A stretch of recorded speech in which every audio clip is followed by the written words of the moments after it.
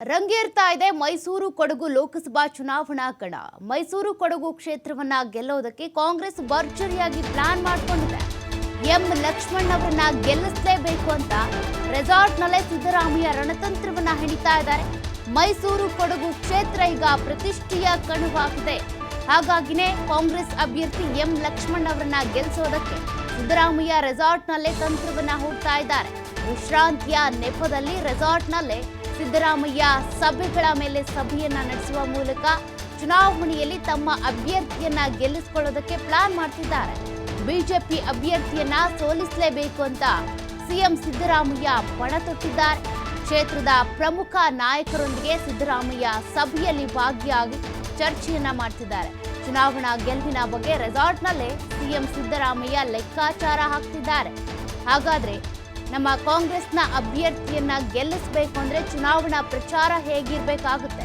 ನಮ್ಮ 5 ಗ್ಯಾರಂಟಿಗಳನ್ನ ಮನೆ ಮನೆಗೆ ತಲುಪಿಸಿ ಗ್ಯಾರಂಟಿಗಳ ಮಹತ್ವವನ್ನ ಹೇಳಿದಾಗ ಮಾತ್ರ ಜನರಿಗೆ ನಮ್ಮ ಅಭ್ಯರ್ಥಿಗಳ ಬಗ್ಗೆ ಒಂದಷ್ಟು ನಂಬಿಕೆ ಬರುತ್ತೆ. ಚುನಾವಣಾ ಪ್ರಚಾರ ಮಾಡುವಂತ ಸಂದರ್ಭದಲ್ಲಿ ಗ್ಯಾರಂಟಿಗಳ ಬಗ್ಗೆ ಹೇಳಿ ಅನ್ನೋದು ಈಗಾಗಲೇ ಕಾಂಗ್ರೆಸ್ ಹೈಕಮಾಂಡ್ನ ಸೂಚನೆ ಕೂಡ. ಹಾಗಾಗಿ ಮೈಸೂರು ಕೊಡಗು ಲೋಕಸಭಾ ಕ್ಷೇತ್ರದಲ್ಲಿ ಅಭ್ಯರ್ಥಿ ಎಂ ಲಕ್ಷ್ಮಣ್ ಅವರನ್ನ ಗೆಲ್ಲಿಸೋದಕ್ಕೆ ಅಂತ ರೆಸಾರ್ಟ್ನಲ್ಲೇ ಕೂತ್ಕೊಂಡು ಸಿದ್ದರಾಮಯ್ಯನವರು ಈಗ ಒಂದಷ್ಟು ಲೆಕ್ಕಾಚಾರವನ್ನ ಹಾಕ್ತಿದ್ದಾರೆ. ಅವರ ಜೊತೆಗೆ ಒಂದಷ್ಟು ನಾಯಕರು, ಶಾಸಕರು, ಸಚಿವರು ಸೇರಿದಂತೆ ಸಲಹೆ ಸೂಚನೆಗಳನ್ನು ಕೂಡ ಪಡ್ಕೊಳ್ತಾ ಇದ್ದಾರೆ. ಆ ಮೂಲಕ ಎಂ ಲಕ್ಷ್ಮಣ್ ಅವರನ್ನ ಹೇಗೆ ಗೆಲ್ಲಿಸ್ಕೊಂಡು ಬರಬೇಕು? ಈಗಾಗಲೇ ಬಿಜೆಪಿ ಅಭ್ಯರ್ಥಿಯನ್ನ ಘೋಷಣೆ ಮಾಡಿದೆಯಲ್ಲ, ರಾಜ್ಯ ವಂಶಸ್ಥ ಆಗಿರುವಂಥ ಯದುವೀರ್ ಒಡೆಯರ್ ಅವರ ವಿರುದ್ಧವಾಗಿ ಎಂ ಲಕ್ಷ್ಮಣ್ ಅವರು ಪೈಪೋಟಿಯನ್ನ ಕೊಡಬೇಕಾಗುತ್ತೆ, ಗೆಲ್ಲಬೇಕಾಗುತ್ತೆ. ಮೈಸೂರು ಅಂತ ಬಂದಾಗ ಸಿದ್ದರಾಮಯ್ಯನವರ ತವರು ಕ್ಷೇತ್ರ. ಹಾಗಾಗಿ ಈ ಕ್ಷೇತ್ರದಲ್ಲಿ ತಮ್ಮ ಅಭ್ಯರ್ಥಿಯನ್ನ ಗೆಲ್ಲಿಸ್ಕೊಳ್ಳೇಬೇಕು ಅನ್ನುವಂಥ ಜವಾಬ್ದಾರಿ ಅವರ ಹೆಗಲ ಮೇಲಿದೆ.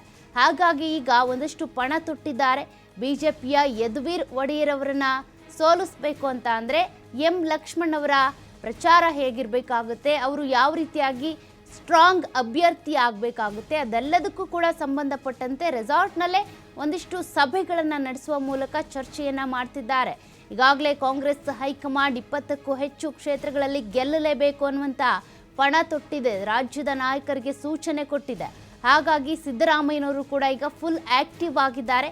ಅದರಲ್ಲೂ ಕೂಡ ವಿಶ್ರಾಂತಿಯ ನೆಪದಲ್ಲಿ ರೆಸಾರ್ಟ್ನಲ್ಲಿ ಈಗ ಮೈಸೂರು ಕೊಡಗು ಕ್ಷೇತ್ರದ ಅಭ್ಯರ್ಥಿ ಆಗಿರುವಂಥ ಎಂ ಲಕ್ಷ್ಮಣ್ ಅವರನ್ನ ಗೆಲ್ಲಿಸೋದಕ್ಕೆ ಏನೆಲ್ಲ ಮಾಡ್ಬೋದು, ಪ್ರಚಾರವನ್ನು ಹೇಗೆ ಮಾಡ್ಬೋದು, ಎಂ ಲಕ್ಷ್ಮಣ್ ಅವರು ಜನರ ಜೊತೆ ಹೇಗೆ ಬೆರಿಬೇಕಾಗುತ್ತೆ, ಪ್ರಚಾರದ ಮೂಲಕ ಹೇಗೆ ಪ್ರಚಾರ ಎಷ್ಟೇ ಮಾಡಿದರೂ ಕೂಡ ಜನರ ವೋಟ್ ಏನಿದೆ, ಒಂದಷ್ಟು ಮತ ಬ್ಯಾಂಕ್ ಏನಿದೆ ಅದು ನಮಗೆ ಬರಬೇಕು ಅಂತ ಅಂದರೆ ಒಂದಷ್ಟು ಲೆಕ್ಕಾಚಾರಗಳು ಇದ್ದೇ ಇರುತ್ತೆ.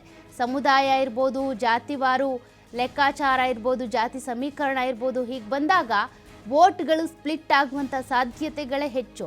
ಈಗ ಬಿಜೆಪಿಯ ಅಭ್ಯರ್ಥಿ ಕೂಡ ಬಹಳ ಗೌರವಾನ್ವಿತ ವ್ಯಕ್ತಿಯೇ ಯದುವೀರ್ ಒಡೆಯರ್ ಅವರು. ಅವ್ರ ಮೇಲೆ ಯಾವುದೇ ರೀತಿಯ ಆರೋಪಗಳಿಲ್ಲ. ಒಂದು ವೋಟ್ ಸ್ಪ್ಲಿಟ್ಸ್ ಆಗುವಂಥ ಸಂದರ್ಭದಲ್ಲಿ ಆರೋಪಗಳಿತ್ತು, ಭ್ರಷ್ಟಾಚಾರಗಳಿತ್ತು ಅಂದರೆ ಅವರನ್ನ ಬಿಟ್ಟು ಬೇರೆಯವರಿಗೆ ವೋಟ್ ಮಾಡ್ತಾರೆ. ಆದರೆ ಈಗ ಈ ಸಂದರ್ಭದಲ್ಲಿ ಒಂದು ಕಡೆಯಿಂದ ಕಾಂಗ್ರೆಸ್ ಅಭ್ಯರ್ಥಿ ಎಂ ಲಕ್ಷ್ಮಣ್ ಅವರು ಕಣಕ್ಕಿಳಿದಿದ್ದಾರೆ, ಇನ್ನೊಂದು ಕಡೆಯಿಂದ ಬಿಜೆಪಿಯಿಂದ ಇಲ್ಲಿವರೆಗೂ ಕೂಡ ಪ್ರತಾಪ್ ಸಿಂಹ ಅವರಿಗೆ ಟಿಕೆಟ್ ಸಿಗುತ್ತೆ ಎನ್ನಲಾಗ್ತಾ ಇತ್ತು. ಆದರೆ ಅವ್ರಿಗೆ ಟಿಕೆಟ್ ತಪ್ಪಿದೆ. ಅವರು 2 ಬಾರಿ ಸಂಸದ ಆಗಿದ್ದವರು. ಹಾಗಾಗಿ ಯದುವೀರ್ ಕಡೆ ವೋಟ್ ಕನ್ವರ್ಟ್ ಆಗುತ್ತಾ ಅಥವಾ ಅಭ್ಯರ್ಥಿ ಕಾಂಗ್ರೆಸ್ ಅಭ್ಯರ್ಥಿ ಎಂ ಲಕ್ಷ್ಮಣ್ ಅವರಿಗೆ ಮತಗಳು ಸಿಗ್ತಾವ? ಹೀಗೆ ಒಂದಷ್ಟು ಕುತೂಹಲಗಳು ಇದ್ದೇ ಇದೆ.